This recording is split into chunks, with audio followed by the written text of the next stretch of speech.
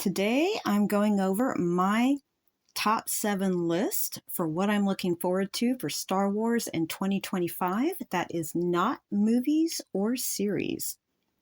So I'm going to get started right into it. It's my number one thing I'm looking forward to this for 2025 is we're finally getting the Rise of Skywalker comic book adaptation by Marvel. This is going to be by Jody Hauser and Will Sliney. It was or Will Sliney, hope I have your name right. It was supposed to come out after the film, sometime after then, a little bit later, but it got put on the back burner and canceled due to COVID. And we all know that this comic had to come out if Marvel intends to release some kind of omnibus for the Skywalker saga. So finally, we're getting it. We already know that some of the comic has been written like years ago, so Hauser and them can just finish it up. I can't wait to read this finally. So that's going to be great. And then the next comic that's also coming out in 2025 that is really highly anticipated by me and everyone else is Legacy of Vader. And despite the name, this is going to be about Kylo Ren, also known as Ben Solo. Charles Soule will be writing this. He originally wrote the comic for the Rise of Kylo Ren, which was a 4-issue miniseries. This is going to be a full length comic. So we're looking like a minimum of 15 issues. And this is gonna take place between The Last Jedi and The Rise of Skywalker. So we know there was a year that went by between those two films. And from what we've seen, we've seen images of Kylo kind of dressed up like more of Ben Solo in a way, or in his Ren coat and jacket, a little bit reminiscent of his father's clothing. And he's going to be on Tatooine. And Gardula the Hutt's going to be in this. A lot of you may not be familiar with her, but she actually was the Hutt that originally owned Anakin Skywalker. And some of it's going to take place in Mos Espa. So there's a lot of implications for this. I'm wondering if we're going to know what happened to Boba Fett and Fennec Shand. Is that going to even be mentioned? Did the Hutts reclaim Tatooine? I have no idea, and that's why this comic is going to be really interesting. And moving right along to books, and there's no particular order here of which I think is best or least. I'm just making my 7 list of things that I am most stoked for and intrigued by. So next on the list, and I think the first thing that we're getting actually is a novel, Reign of the Empire, Mask of Fear. And this is going to be part 1 of a 3-novel set. Alexander Freed is the author of the first book. Rebecca Roanhorse will be doing the second. This series of books takes place very shortly after Revenge of the Sith, at the very start of the Empire. The first book is going to be focused on the points of view of Mon Mothma, Bail Organa, and Saw Gerrera. So I am really, really stoked to read this. I always like to read more about Mon Mothma, and Saw Gerrera's quotes that have been shown for the book have been really amazing. So, I can't wait to read this. And I wonder if like Luthen Rael will be in this book. And I also kind of wondered initially if the Bad Batch might show up in this book, because we know that Saw Gerrera met up with the Bad Batch like pretty immediately after the events of Revenge of the Sith, and he shows up about twice or so in the Bad Batch series. So they might show up. I don't know, but if they don't, that's okay, because we're getting another book called Sanctuary, a Bad Batch novel by Lamar Giles, and that comes out in August. We don't know anything about it. But you know what? There's a lot of space in between seasons of the Bad Batch where you can do storytelling.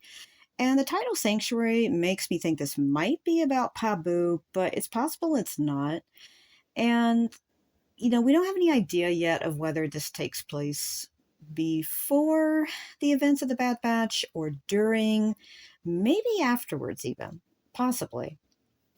I think the Bad Batch has a lot of space where you can do so much stories in between.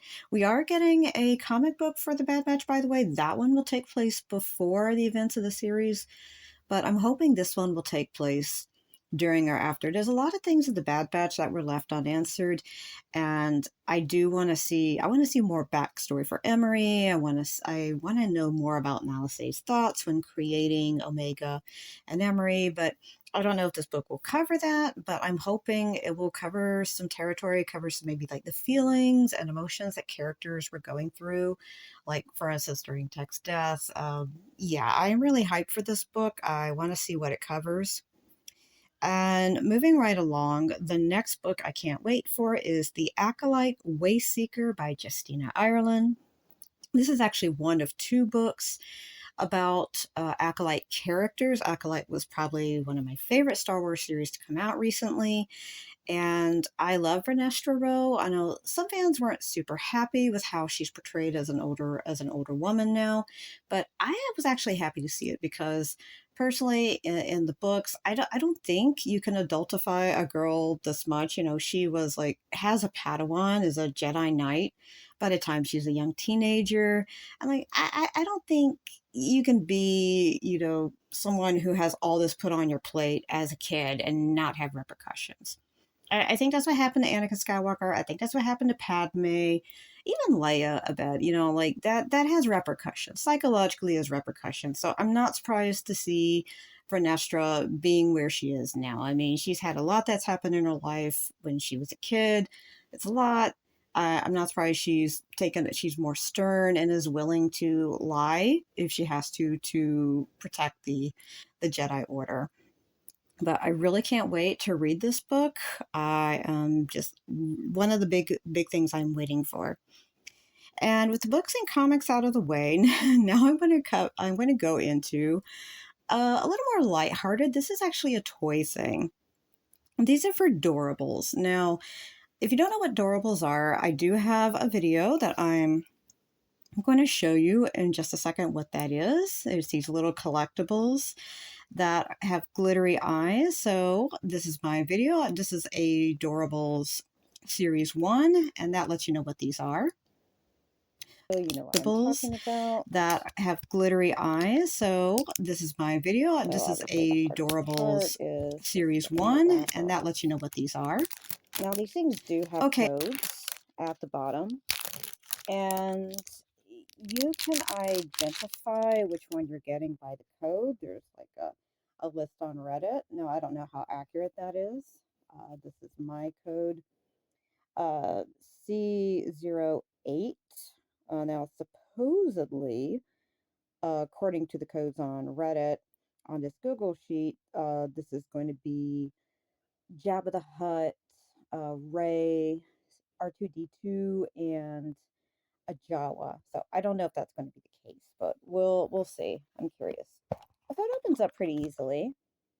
Okay, there's a little booklet inside. Doorables. Collector's guide. It's cool. There's two little packages here. I'm just gonna use scissors to get that open.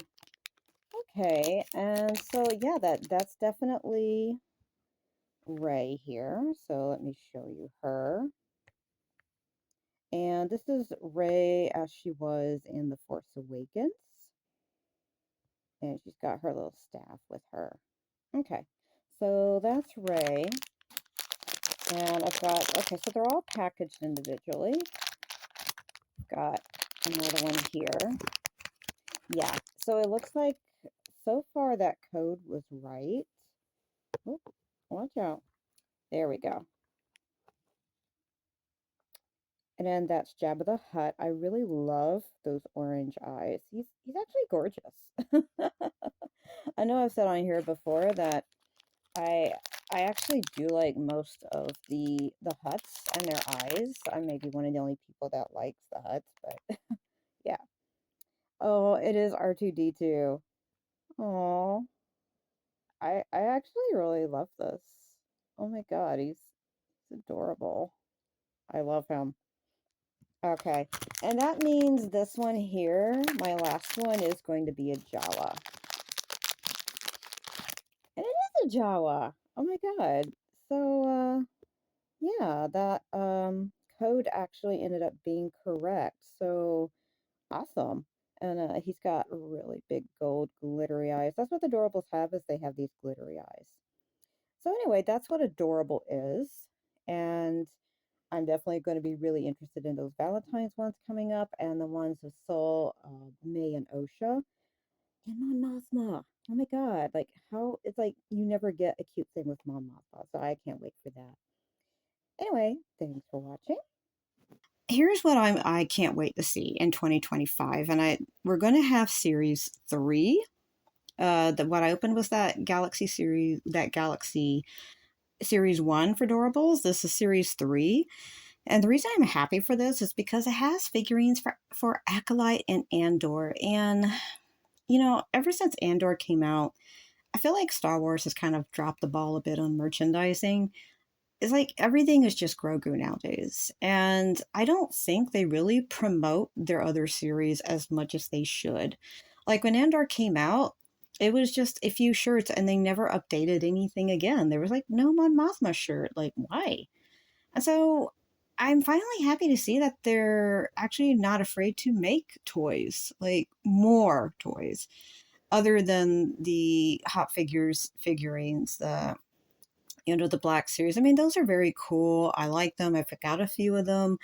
But I like cute stuff. I like fun stuff. I love my Hallmark itty bitties. I want to see more of that. I want to see Andor or Mon Mothma on like a bag of jelly beans. You know what I'm saying? Like, why don't we do that? Why don't we do that? I know Andor was a more adult series, but I mean, come on. Let's have Kymer on some fun stuff for Acolyte. Some lightsabers, some little night switches, something. Just something. I think there's so much fun things you could do that just isn't done. So I'm happy to finally see Osha and May and Master Saw and Mon Mothma and Cassian Andor show up in something cute and collectible, like finally. And moving to my seventh and final thing I'm looking forward to is these Valentine's Doorables.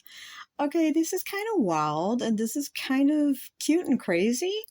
They're releasing, look at this, these Valentine's Doorables where you get a couple. And these are like legit Star Wars couples that are canon or kind of, it looks like they could be canon someday. Like they're not just out of nowhere, except for one glaring exception. And that's where that little game of what doesn't belong, comes into play. But you've got the classic Han Leia, you've got Raylo, of course, you've got Dinbo. Finally, something that's not Din and Grogu, it's Din and Bo-Katan. Woohoo! You got Bonnick, and I've championed Bonnick from the start. I remember when Tim Morris has said that he saw Finnick and Boba's relationship as Remington Steele, which is a romantic show from the, I think, late 80s, maybe. I have not forgotten that, and neither should you. But anyway, Bonnick. There's also R2 and C3PO, and you're like, wait, they're a couple? And I'm saying, if you read Rise of Skywalker Jr. novel by Michael Koge, yes. Yes, they're more than just friends. Read it, you'll know what I'm saying. You know what I mean.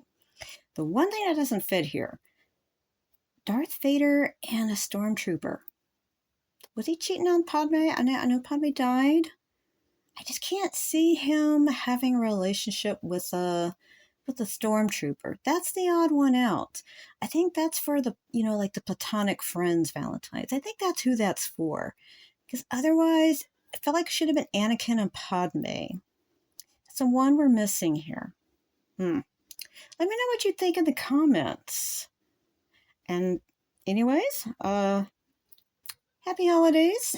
See you next year. Let me know what you're looking forward to for Star Wars in 2025.